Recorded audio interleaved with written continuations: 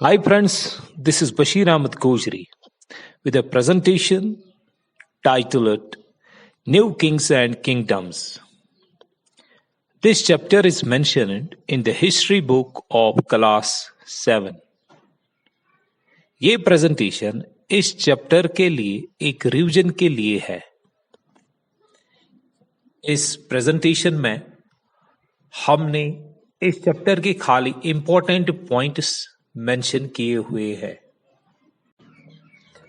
The emergence of new dynasties.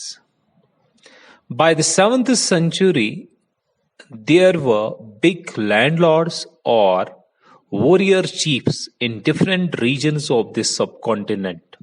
Indian subcontinent के अलग अलग इलाकों में 7th सेंचुरी में बड़े लैंडलॉर्ड और वॉरियर चीफ्स इमर्ज हुए, और जो उस टाइम के एग्जिस्टिंग किंग्स थे, they often acknowledged them as their samantas और सबऑर्डिनेट्स। और ये समांतास जो थे, they were expected to bring gifts for their kings और overlords and provide them with military support. Some such kingdoms were those of Rashtrakutas, Chalukyas, Gujar Pratiharas, etc. अब administration in kingdoms की कैसी थी? The king at apex adopted big titles जैसे महाराज, अधिराज, ऐसे titles राजाओं के रखना खुद को। महाराज, अधिराज का मतलब राजाओं का राजा। और ये किंग्स जो थे, they shared power with their samantas and with association of peasants and traders and Brahmans. यानी किंग्स अपना पावर शेयर करते थे समांतास के साथ, पीजेंट एसोसिएशंस के साथ, ट्रेडर्स के साथ और ब्राह्मण्स के साथ। Resources were obtained from producers who surrender part of what they produced.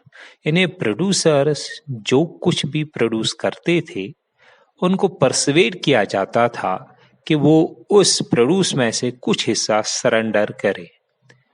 These resources were used to finance the king's establishment and construct temples and forts. यानी जो फोर्ट्स बनते थे, टेम्पल्स बनते थे, किंग के एस्टैब्लिशमेंट बनते थे, वहां जो रिसोर्स यूज होता था वो भी प्रोड्यूसर्स का ही होता था। यानी प्रोड्यूसर्स ही उसको कंट्रीब्यूट करने वाले थे।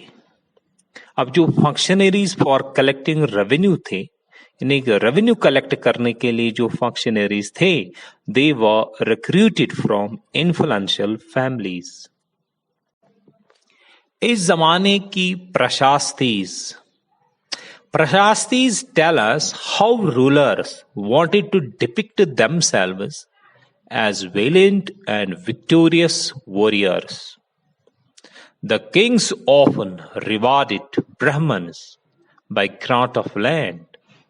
These were recorded on copper plates which were given to those who received the land. आपने सुना होगा ट्राइपार्टाइट स्ट्रगल। अब इसके बारे में बात कर लेंगे। फॉर सेंचुरीज, सदियों से गुजर प्रतिहारास, राष्ट्रकूटास और पल्ला डायनास्टी कनौज पे कंट्रोल करने के लिए आपस में लड़ रहे थे, और इस कॉन्फ्लिक्ट के लिए एक बहुत लंबी जंग चली।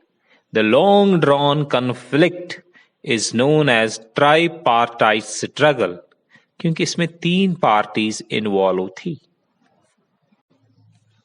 वॉरफेयर फॉर वेल्थ में आगे, Sultan Mahmud of Ghazni raided subcontinent almost every year and looted temples like Somnath in Gujarat. और सुल्तान महमूद ऑफ गजनी के बारे में हम आपको बोल देते हैं, इसने इंडिया के टेम्पल्स को रेड किया for 17 times from 1000 AD onwards.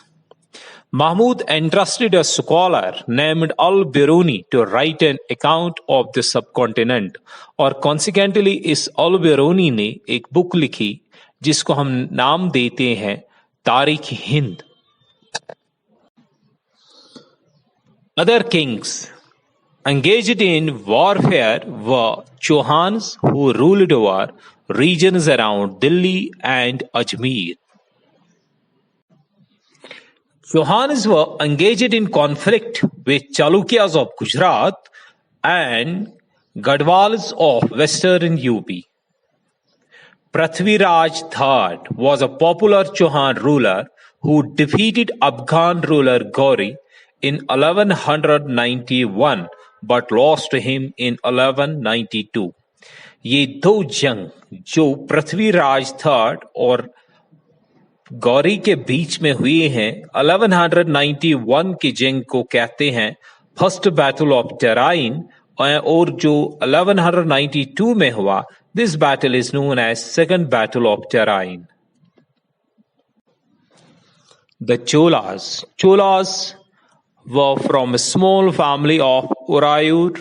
The successor of Vijayalaya conquered neighboring regions and the kingdom grew in size and power.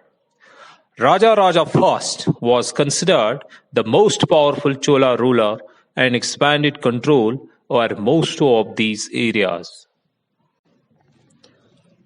His son Rajendra I conquered Sri Lanka and countries of Southeast Asia. Cholas were big temple builders. Two famous temples were in Thanjavur and Gangaikonda Cholapuram. Raja I Chola ruler जो बहुत ही famous चोला ruler रहा है, उसके बेटे Rajendra first ने conquer किया श्रीलंका और कुछ इलाके साउथ ईस्ट एशिया के. चोलास ने बड़े बड़े टेम्पल्स बनवाए हैं और उनके दो फेमस टेम्पल्स जो थे they were in Thanjavur and Gangaikonda Cholapuram. The Chola agriculture was well developed along with various methods of irrigation. Settlements of peasants called Ur became prosperous with the spread of irrigation in agriculture. The village council and the Nadu performed several administrative functions.